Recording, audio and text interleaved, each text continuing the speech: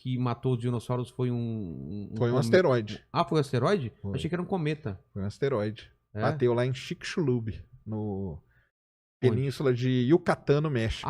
Aquela bola grande que tem, que faz o contorno do Golfo do México lá? É ali mesmo. Aquele tamanho todo? Ele bateu ali, isso mesmo. Caramba. Tinha 20 quilômetros mais ou menos de tamanho, de diâmetro, né? Foi um asteroide gigantesco. 65 milhões de anos atrás. Eu vejo às vezes uns cálculos. Se um meteoro de, sei lá, 1 quilômetro, né? Pode já faz ter. um estrago. Faz. Não sei quantas bombas nucleares. É isso mesmo? Porque aí vai depender de vários fatores, né? Vai depender da composição dele, vai depender de como que ele entrou, da velocidade que ele entrou. Como entrou? Em que na sentido? atmosfera da Terra. Dependendo do porque depende do ângulo que ele entra, depende da velocidade que ele tá. vem, depende da composição, porque dependendo da composição, ele pode se detonar, sobrar bem pouco dele. Se ele for metálico, por exemplo, aí ele vem com tudo e a atmosfera não desgasta ele tanto. Entendi. Então aí seria mais perigoso. Então tem essas contas aí. O pessoal faz, tipo, bater de 1 quilômetro, de tantos metros, vai ter estragos que são locais, continentais e globais. Então, isso que eu ia perguntar.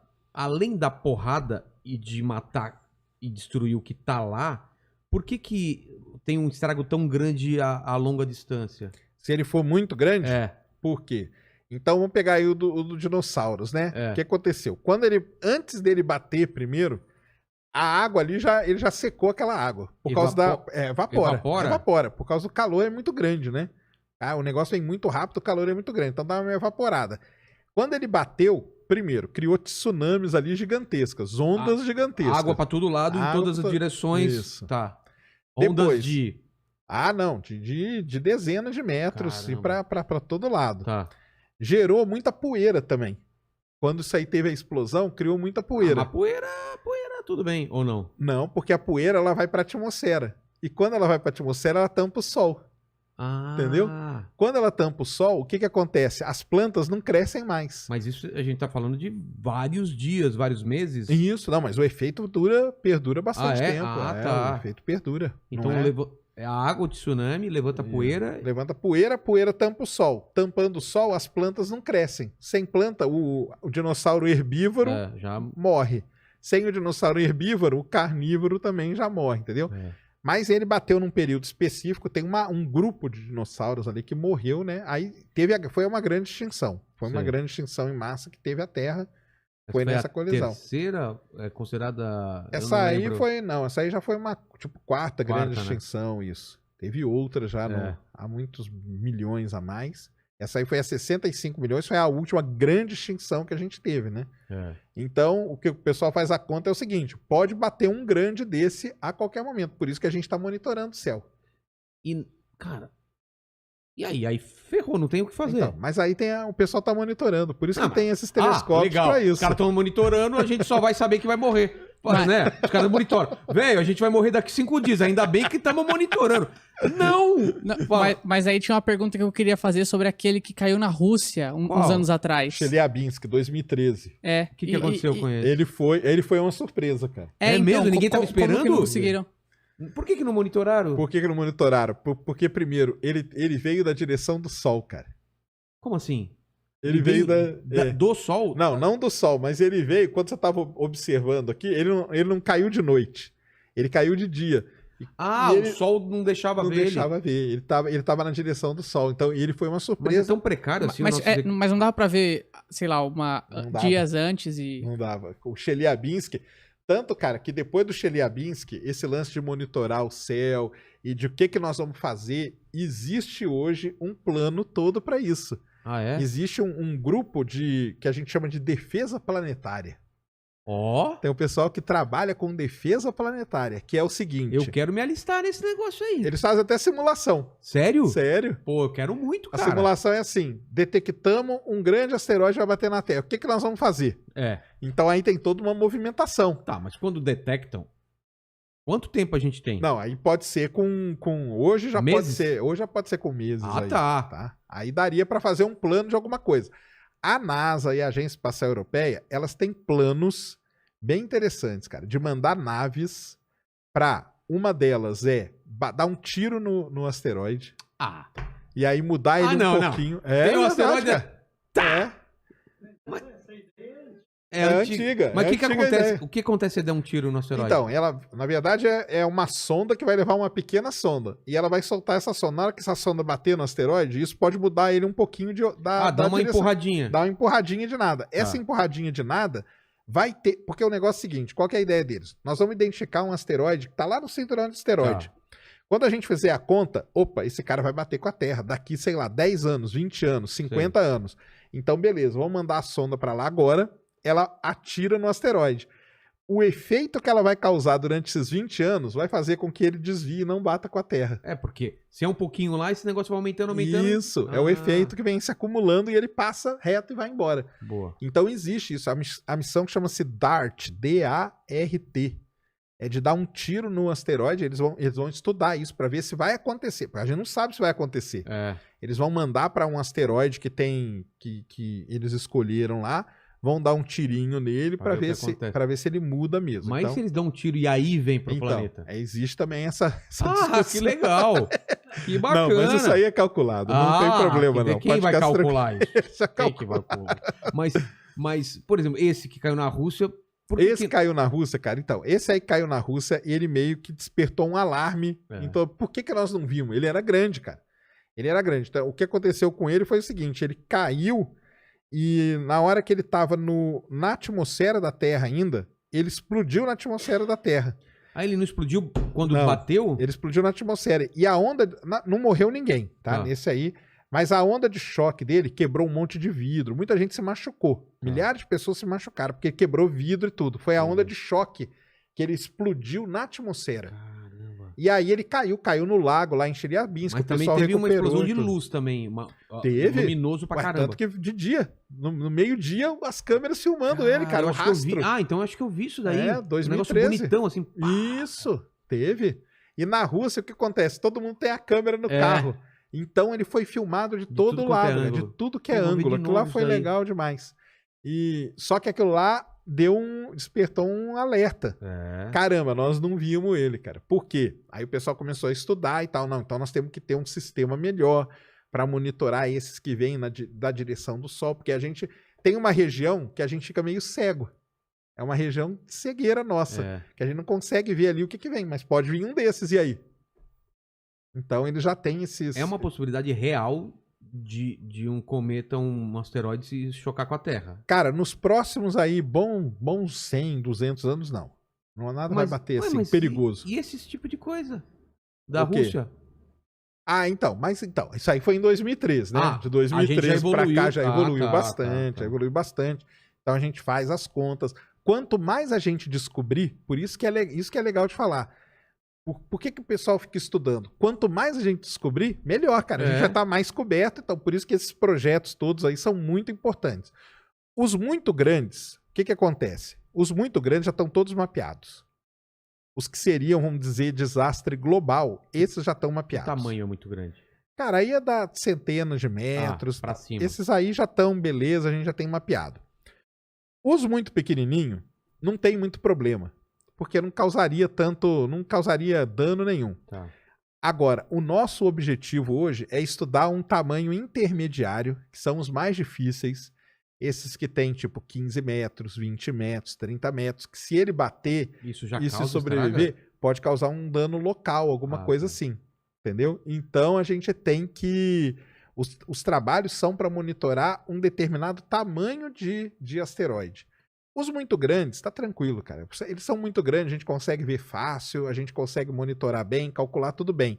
Só que um tamanho intermediário ali é o que pode causar um dano local. Ele não causaria um dano global. Entendi. Mas se ele cai numa cidade, por exemplo, ele mata ali milhares de pessoas. A gente não quer isso. Uma cidade interior, ele acaba com a cidade. Dependendo do tamanho da cidade dele e tudo mais, pode acabar. Então a gente vai atrás desses. É esse tamanho aí que preocupa os astrônomos. Por isso que eles estão desenvolvendo os instrumentos, a tecnologia, para monitorar esse tamanho. Mas esse tamanho não dá para você dar uma encostada nele e jogar ele para longe. Não, mas eles querem. Não, mas aí eles querem. Eles querem? Dá sim. Talvez seja até mais fácil, porque aí você pode dar uma encostadinha menor e já desvia e tudo. Então tem aquele negócio do filme dos caras pousarem. Não, aquele lá não existe, né? É do... Escavadores. Armagedon, né? É. Armagedon. Os caras vão atrás de escavadores, velho. Em vez de pegar aquele os melhores... Aquele lá foi instalar uma bomba atômica, né? Dentro do... Não, eu acho que formas de a gente se ferrar vindo do espaço são esses objetos. Explosões solares. Isso que eu ia falar. Como chama isso? É explosão solar? Explosão solar. Quando tem uma explosão muito forte. Isso. Também é monitorado. É o clima monitorado? espacial que a gente chama. Qual foi o último que teve? Cara, não. O último, assim, que pesado, foi terrível mesmo. Esse aí foi há muitos anos. Há 200 anos atrás e tal. Mas deu... Qual que é o grande problema da explosão solar? Não é a explosão solar, cara. É nossa. É porque hoje a gente é baseado... A tecnologia, a gente... o corpo não vai sentir nada. Não, o corpo não vai sentir, mas o que vai acontecer? Vai acabar com a nossa vida, cara. Acabou... acaba a internet, acaba a energia elétrica, entendeu? Energia elétrica também? Por quê? A rede elétrica. Por quê? Porque essas partículas carregadas do Sol, elas vêm assim, no nosso corpo, ela não vai fazer tanta coisa, mas na rede elétrica... Ela dá uma bagunçada geral. Uma bagunçada.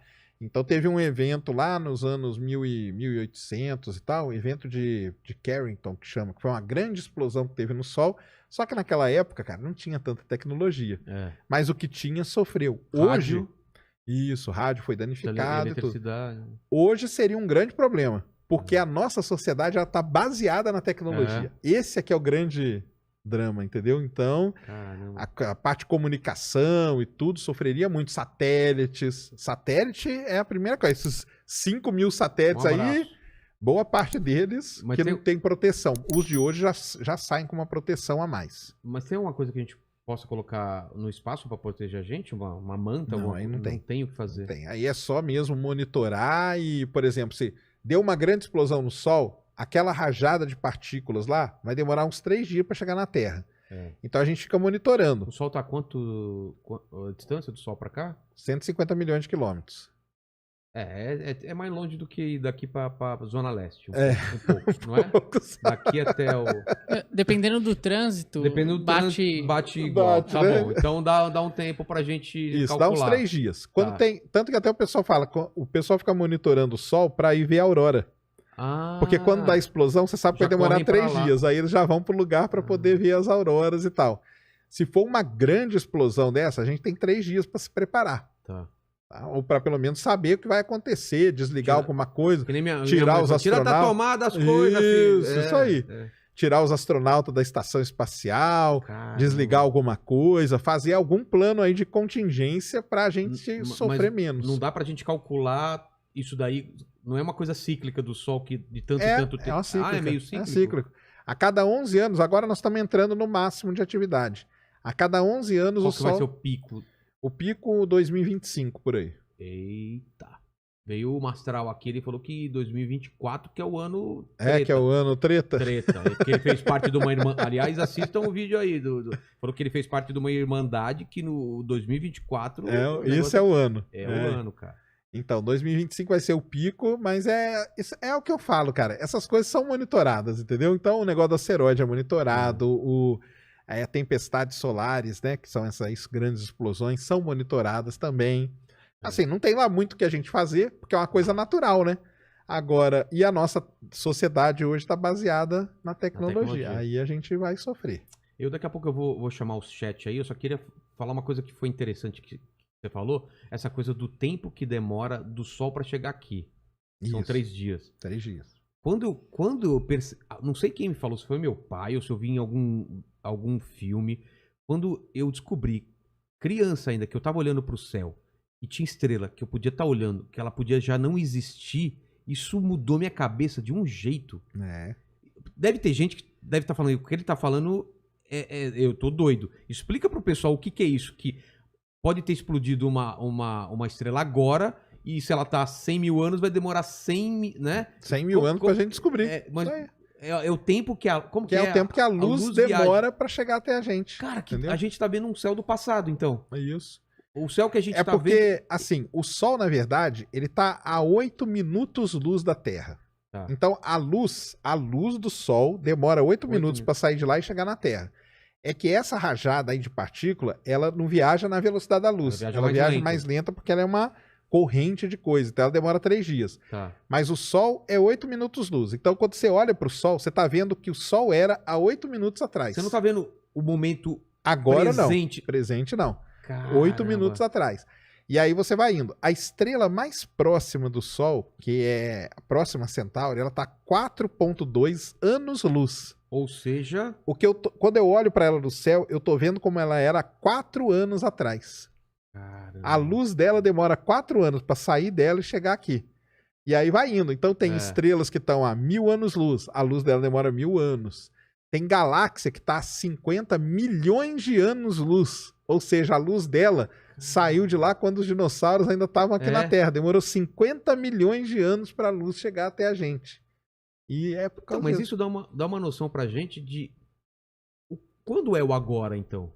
O agora. Porque no universo inteiro o agora não é o agora. Você tá me vendo aqui, que você tá milissegundos... o tempo que demora para chegar daqui pro meu cérebro. Exatamente, é milissegundos que demora. Fala quando é agora. Fala agora. Agora. Já passou.